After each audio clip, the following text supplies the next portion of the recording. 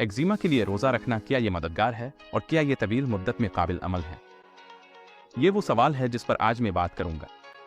हम मुख्तलिफ रोज़ा रखने के तरीकों पर बात करेंगे, जैसे कि पानी का रोज़ा, वक्फे वक्फे से रोज़ा रखना और एक वक्त का खाना खाने का तरीका। साथ ही केटोसिस तक पहुंचने के फायदे और नुकसानात भी ज़ेर बहस आएंगे।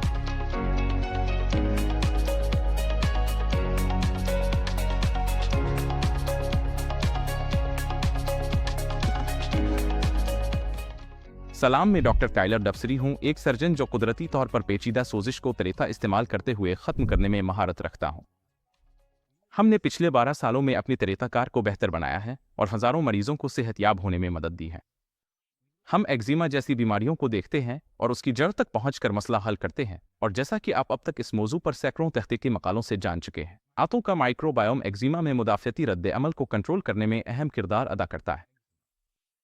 अगर आप देखना चाहते हैं कि हम इन मसाइल को कैसे हल करते हैं, तो मेरे साथ एक डिस्कवरी कॉल शेड्यूल करें और मैं आपको शुरुआत के लिए कुछ मुफीद मशवरे दूंगा। यहाँ कुछ मुतालियात पेश की जा रही हैं जो एक्जिमा के हवाले से रोज़े के बारे में बयान करती है। यहाँ एक 2023 की तहकीक है जो एक्जिमा पर वक्फे वक्फे से रोज़ा रखने के असरात पर मबनी है। यहाँ एक 2013 की तहकीक है जो एक्जिमा पर रोज़ा और सयाल थेरापी के तिब्बी नताइज का तज्जिया करती है। मैं इन मुतालियात को तफसील से बयान करूंगा जो एक्जिमा के हवाले से रोज़े का जायज़ा लेती है, और साथ ही ज़ाती मुशाहदात भी शेयर करूंगा कि तवील मुद्दत में रोज़ा इस बीमारी को कैसे मुतासिर करता है। शुरू करने के लिए यह समझना ज़रूरी है कि आपके मुदाफ़ियती निज़ाम का 80% हिस्सा आपकी आंतों में मौजूद होता है। इसे म्यूकोसा से मुंसलिक लिम्फेटिक टिश्यू अमालट माल्ट कहा जाता है। मालक में खरबों मुदाफ़ियती खलिये मौजूद होते हैं जो आपकी आंतों में मौजूद अशिया पर रद्द अमल ज़ाहिर करते हैं। तो वहाँ क्या होता है? ज़्यादातर खुराक और जरासीम, यानी हम बात कर रहे हैं बैक्टीरिया, फंगस और वायरस की। ये जरासीम खुराक को तोड़ने और सानवी और सालसी मेटबोलाइट्स पैदा करने में मदद देते हैं जो बाज़ औक़ात मुदाफ़ियती रद्द अमल को मुतहर्रिक कर सकते हैं। इसीलिए यह निहायत अहम है कि न सिर्फ सही किस्म की खुराक पर तवज्जो दी जाए, बल्कि ये भी यकीनी बनाया जाए कि आपका माइक्रोबायोम मुतवाज़िन हो ताकि आक्समा का मुअस्सिर तरीके से इलाज किया जा सके। मेरी एक और वीडियो देखें जिसका उन्वान है एक्जिमा के लिए मिसाली ग़िज़ा, और मैं इसका लिंक नीचे डिस्क्रिप्शन में भी दूंगा। इस वीडियो में मैं उन 4 मेयारात पर बात करता हूं जिन्हें मैं ये जांचने के लिए इस्तेमाल करता हूं कि कोई ग़िज़ा मुअस्सिर है या नहीं। जैसा कि आप जानते हैं, मैं फाटो न्यूट्रिएंट डाइट अफाटो डाइट का मजबूत हामी हूं, जिसे हम अपनी क्लिनिक में बड़े पैमाने पर इस्तेमाल करते हैं और बेहतरीन नताइज हासिल करते हैं। जब इसे प्रिसिजन माइक्रोबायोम रिकोलिबरेशन के साथ मिलाया जाता है तो हम अक्सर देखते हैं कि ज़्यादातर अलामात तेज़ी से बेहतर हो जाती हैं, बाज़ औक़ात सिर्फ चंद हफ्तों में। तो इस वीडियो को ज़रूर देखें ताकि आप जान सकें कि फाटो न्यूट्रिएंट्स इतने अहम क्यों हैं। अब मैं आपको वो 4 मेयार बताता हूँ जिन्हें मैं ये तय करने के लिए इस्तेमाल करता हूँ कि कोई ग़िज़ाई तरीक़ाकार मुअस्सिर है या नहीं, और ये उसूल रोज़ा रखने पर भी लागू होते हैं। पहला नंबर है फाटो न्यूट्रिएंट की मिक़दार और तनव्वुर। दूसरा नंबर है मिक्रोन्यूट्रिएंट की ज़रूरियात। तीसरा नंबर है माइक्रोबायोम की मखसूसी, और चौथा नंबर है खुराक से हसासियत।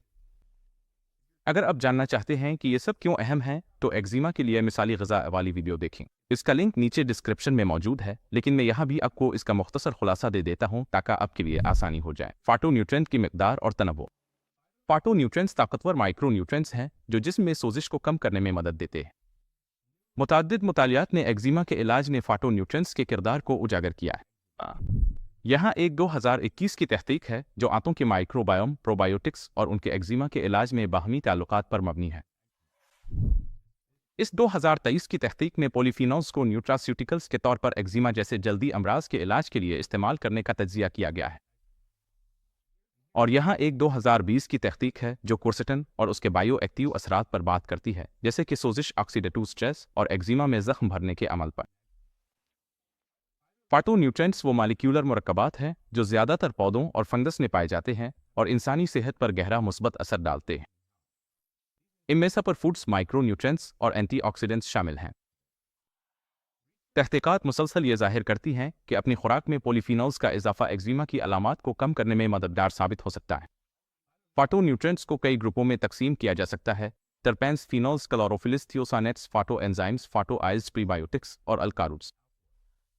अगरचे छोटे ग्रुप्स भी हैं, जैसे कि बीफ से हासिल होने वाले बेटालेंस और मशरूम से हासिल होने वाले हीरिसिनूम, लेकिन इन 8 अक़साम पर तवज्जो मरकूज़ करने से आपकी ज़्यादातर फाटो न्यूट्रिएंट्स की ज़रूरियात पूरी हो जाएंगी।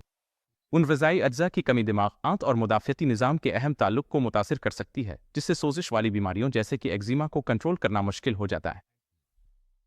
मकसद ये होना चाहिए कि आप अपनी रोजमर्रा खुराक से फाटोन्यूट्रिएंट्स की मिकदार को ज्यादा से ज्यादा और बेहतर बनाएं। और इससे मुराद ये है कि आप अपनी खुराक में फाटोन्यूट्रिएंट्स की अक़साम और मिकदार दोनों में इजाफा करें, जो सेहत बरकरार रखने के लिए निहायत ज़रूरी है। फाटोन्यूट्रिएंट्स से कम खुराक सोजिश वाली बीमारियों जैसे कि एक्जिमा पर काबू पाना बहुत मुश्किल बना देती है। जब बात रोज़े की आती है तो हम कुदरती तौर पर कम फाटोकेमिकल्स इस्तेमाल करते हैं या बाज़ औक़ात बिल्कुल भी नहीं करते। आप वक्ती तौर पर अपने हाजमे के खाली होने की वजह से बेहतर महसूस कर सकते हैं, क्योंकि हजम करने के लिए कम खुराक है। और फाटोन्यूट्रिएंट्स की कमी का मतलब है कि आपका मुदाफ़ियाती निज़ाम सही तरीके से मुनज़्ज़म नहीं हो रहा। मिर्जता जैसे ही आप रोज़ा छोड़ते हैं, आपके एक्जिमा की अलामात दोबारा ज़ाहिर हो सकती है। मेरी एक तजवीज़ यह है कि अगर आप कई दिनों के लिए वाटर फास्टिंग 6 या 8 घंटे की इंटरमिटेंट फास्टिंग करने का सोच रहे हैं, तो इसमें हर्बल चाय को शामिल करें। हर्बल चाय फाटोन्यूट्रिएंट्स जैसे पॉलीफिनोल्स और टर्पेंस का बेहतरीन जरिया है, जो कैलोरीज बढ़ाए बगैर सोजिश को कंट्रोल करने में मदद दे सकते हैं। अब बात करते हैं मिक्रो ज़रूरियात की। मिक्रो से मुराद मिक्रोन्यूट्रिएंट्स हैं। ये कार्बोहाइड्रेट्स, चिकनाइयाँ और प्रोटीन्स हैं जिनकी जिस्म को सही तरीके से काम करने के लिए ज़रूरत होती है। मेरी वेबसाइट पर एक टूल है जिसे मिक्रोन्यूट्रिएंट कैलकुलेटर कहा जाता है, जो आपकी कद, वजन, उम्र, जिन्स और सरगर्मी की सतह जैसे अवामिल की बुनियाद पर आपके जिस्म की ज़रूरियात मालूम करने में मदद देता है। ये समझना ज़रूरी है कि ये मिक्रोन्यूट्रिएंट्स के अंदाजे मिसाली जिस्मानी हालात पर मबनी होते हैं। लेकिन जब आप रोज़ा रखते हैं तो आपको ये ग़िज़ाई अज्जा तवील मुद्दत तक नहीं मिलते, या कम अज़ कम आपको ये कम मिकदार में मिलते हैं। तो इससे मैं मुख्तलिफ अक़साम के रोज़ों की तरफ आता हूँ। आप पानी के रोज़े रख सकते हैं जो 24, 48 या 72 घंटे के हो सकते हैं। अगर आप अज़मा ठीक करने की कोशिश कर रहे हैं तो ये 5 से लेकर 14 दिन तक भी हो सकते हैं। आप मुकम्मल कैलोरीज की पाबंदी भी कर सकते हैं, जिसका मतलब है कि रोज़ाना 800 से 1000 कैलोरी से कम लेना। आप अज़मा के लिए वक्फे से रोज़ा भी रख सकते हैं, जिसका मतलब है कि 6, 8, 10 या 12 घंटे की खिड़की में खाना खाना। और आप एक वक्त का खाना भी खा सकते हैं, जिसे मुख्तसर में OMAD कहा जाता है, यानी अपनी तमाम कैलोरीज एक ही खाने में लेना। आप जो भी रोज़े का तरीका इख्तियार करें, इसका बुनियादी फ़ायदा केटोसिस है। केटोसिस में जिस्म तवानाई के लिए कार्बोहाइड्रेट्स का इस्तेमाल बंद कर देता है और उसके बजाय जमा शुदा चर्बी और पट्ठों पर इन्हिसार करता है। इस तरीके के हामी ऑटोफेजी को भी उजागर करते हैं, जो एक ऐसा अमल है जिसमें जिस्म पुरानी ख़राब खलियात को तोड़ता है, जिससे फुजला साफ करने में मदद मिलती है। ये अमल सोजिश के खिलाफ असरात रखता है। लेकिन यहाँ एक मसला है। अगरचे रोज़ा आर्जी तौर पर अज़मा की अलामात को कम कर सकता है, लेकिन ये अलामात अक्सर दोबारा लूट आती हैं। तो फिर क्या होता है जब आप दूसरी या तीसरी बार अतवील मुद्दत तक अज़मा को कंट्रोल करने के लिए रोज़ा रखते रहते हैं? जब अलामात दोबारा आती हैं तो खाना खाना मज़ीद मुश्किल हो जाता है। आपको खाने के बाद पेट फूला हुआ, सस्ती या कम तवानाई महसूस हो सकती है। ये अलामात आपको मुनासिब मिकदार में खाना खाने से हिचकिचाहट में भी मुब्तला कर सकती है, जिससे एक ऐसा शैतानी चक्कर शुरू हो जाता है जिसे तोड़ना मुश्किल होता है, ख़ास तौर पर अगर आपका वज़न कम हो।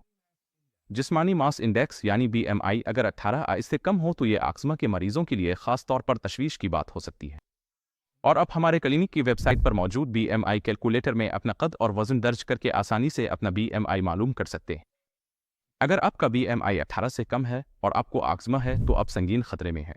मैंने ऐसे मरीजों का इलाज किया है जिनका BMI सिर्फ 13 तक था, जो कि इंतहाई संगीन हालत है।